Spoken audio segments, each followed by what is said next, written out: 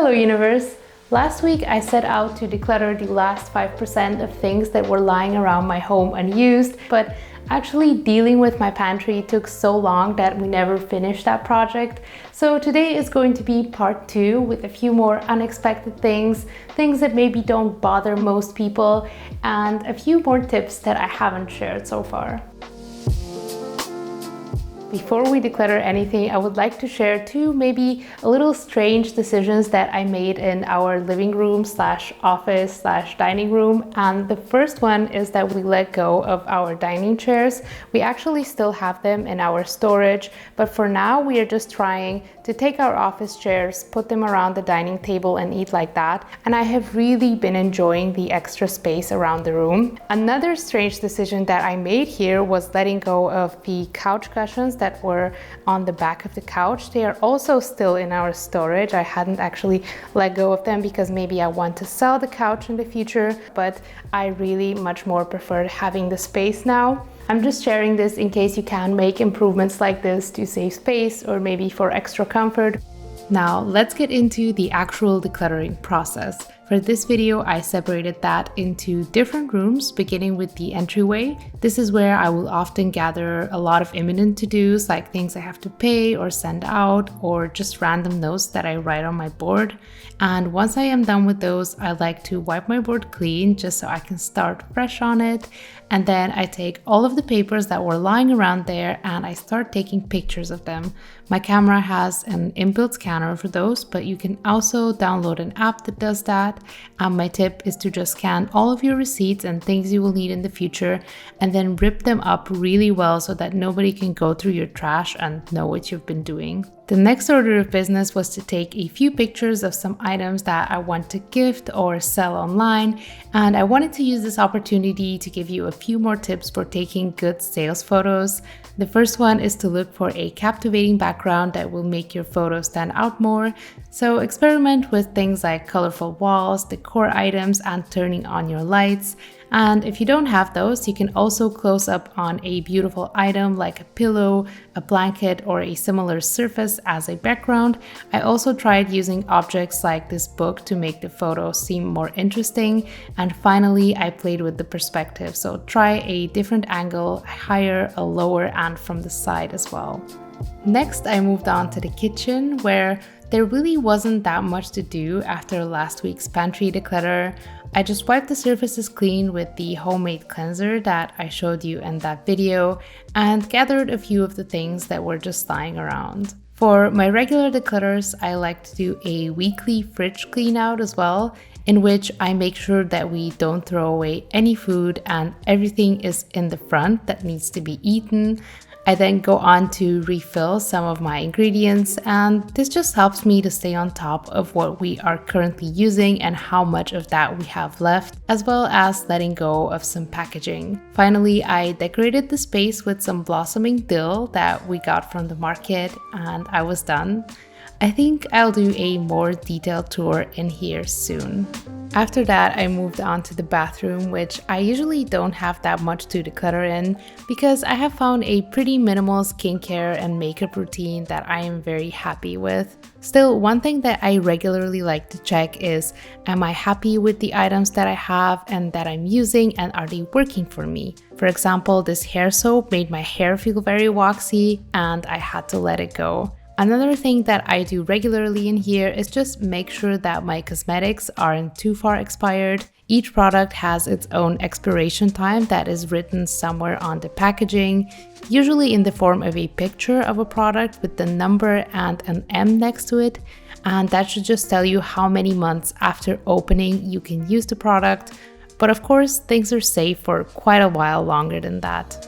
Next, I went into the living room. One thing that I'm really happy with here is just the lack of pure storage space that can get cluttered. The room mostly consists of open storage with the exception of this one desk drawer where I like to keep things like my computer glasses and just writing supplies, and even more importantly, the charging drawer for all of our devices. On the very bottom of that drawer, I rediscovered my stack of notes from different seminars and courses podcasts that I have listened to over the past 2 years, and going through them, I realized that I meant to reference them much more than I actually did. It was just the barrier of looking through a pile of paper clutter that was too high for me to climb over. So I decided that I want to digitize everything and type it up into my Notion, and then I could easily search for it and I can reference it at any time from anywhere, and also free up some space in my physical drawer.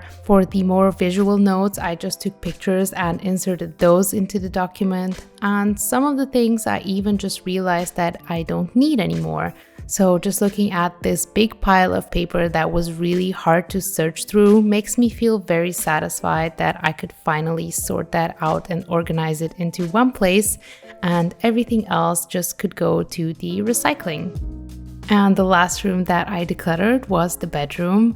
I actually have the most interesting things to show you in here as well. I just started with a quick 5-minute tidy, and then I sorted out some packaging that I hadn't let go of because I still had to take some pictures of it to share with you. The first one was from my Unplug, which is a physical device that locks you out of certain distracting applications while it is unplugged. And the second one was the packaging from my Ocean Mata iPhone case that supports turtle conservation and ocean cleanup efforts. And I have a discount for both of these items, which I get no monetary benefit from, and it is not sponsored, just a gift for you if you want it. I also sorted out this portable desk that I actually really enjoyed using, as it has adjustable height for both the legs and the actual surface. But the person who bought it was really happy with it, and that's great. I personally just really wanted to be able to look outside while working, and since my desk is facing the wall and it's not good to work too long from the couch, we got this tiny foldable desk table instead. I've just really been enjoying using it and looking outside as I type, and once I'm done, I just put away my laptop, fold the table back up, and it actually fits perfectly into our TV console, so you can really hardly tell that it's there. Another thing that we sold is this kitty fountain that Leah really didn't ever enjoy drinking much from, so we put it up online, and actually this kitty sanctuary turned up that wanted to take it, and of course we wanted to donate it to them for free. But the sad turn of the story here was that they actually broke it while delivering it to them, so they never really got it, but it would have been really nice to give something back. At this point, there was nothing left to sell or take pictures of, so I just went through every drawer and looked for things that we don't need or use anymore. In one of the drawers, I found these fake tattoos that we wanted to use to test what kind of tattoos would look really nice on us, and I found that we never really used the very big versions of them, so I thought it would be fun to actually do it on purpose now instead of just keeping them like that without ever going back and using them. And at that point, I was already so tired, so that I was very grateful that it was time for our daily meditation. And of course, Marius joined me, which I always think is really, really fun. And it's always a nice reset during the day. With my small newfound energy, I did my regular document and paper decluttering, and I definitely found a few things that we didn't need, like this warranty that expired a while ago, some more manuals that I realized that nobody needs because they are all online, and even a few old journals and notebooks that I wanted to remind Marius about to see if he wants to go back to them.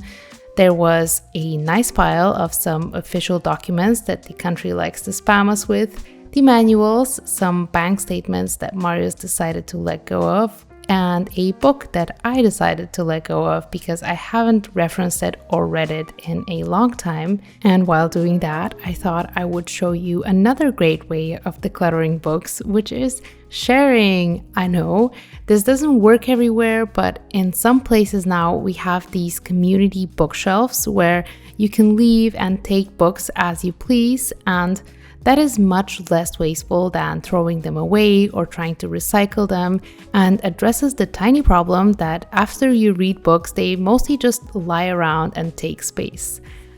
And one final thing that I wanted to show you is not something that I am decluttering, but last episode I let go of a blanket that I used when I was sitting outside, and That's because I replaced it with this foldable blanket, which is also waterproof. So whenever you are sitting on the grass, you don't have to worry about getting wet. And the amazing thing about it is that it folds to be so small that it fits into any bag or backpack. And I would highly recommend getting one of these. And then you can just be on your merry way.